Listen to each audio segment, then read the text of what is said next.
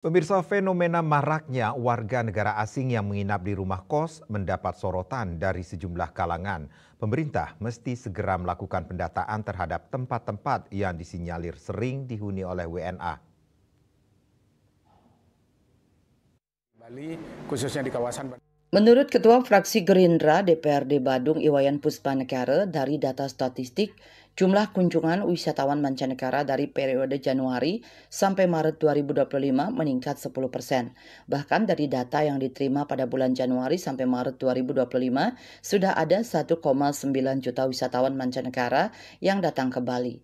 Melihat fenomena unik tersebut, pihaknya mencoba melakukan pengamatan secara empirik. Kemudian ditemukan bahwa sebagian besar wisatawan mancanegara yang datang ke Bali lebih memilih menginap di tempat yang nyaman dan dipromosikan melalui media sosial.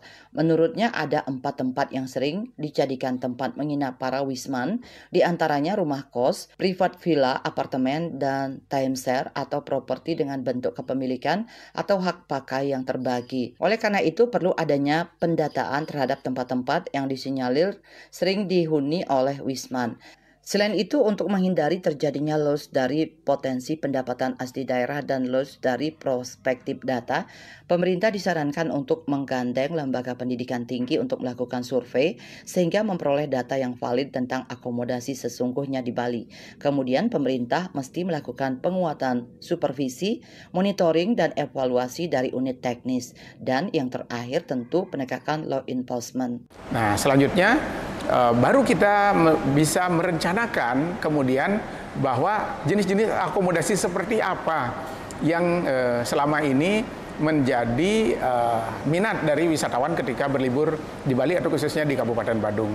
Nah, dari situlah kita akan bisa melihat bagaimana proporsinya. Apakah mereka tersebar di kos-kosan, di villa, atau villa private, di townhouse, atau di timeshare, atau di kondotel.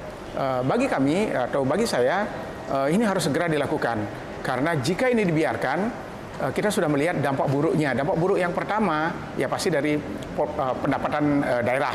Yang kedua adalah tata ruang. Tata ruang kita menjadi semakin amburadul karena terbangunnya kawasan-kawasan yang bukan merupakan peruntukan untuk dibangun. Kemudian yang ketiga ya perilaku. Terciptanya perilaku wisatawan yang buruk akhir-akhir ini juga kan sumbernya karena mereka tinggal di sektor akomodasi yang tidak resmi. Nah, untuk itu kita mendorong pemerintah daerah sekaligus mendukung langkah-langkah yang rencananya dilakukan oleh pemerintah Kabupaten Badung, yakni melakukan pengendalian, pengawasan terhadap pembangunan dan pengelolaan rumah kos. Tetapi jangan sampai di rumah kos, tapi juga ke villa private, timeshare, kondotel, kemudian juga townhouse, dan juga usaha akomodasi jenis lainnya. Pihaknya meminta agar pemerintah segera melakukan tindakan dalam mengatasi permasalahan ini. Jika terus dibiarkan, maka akan berdampak buruk terhadap penurunan pendapatan asli daerah.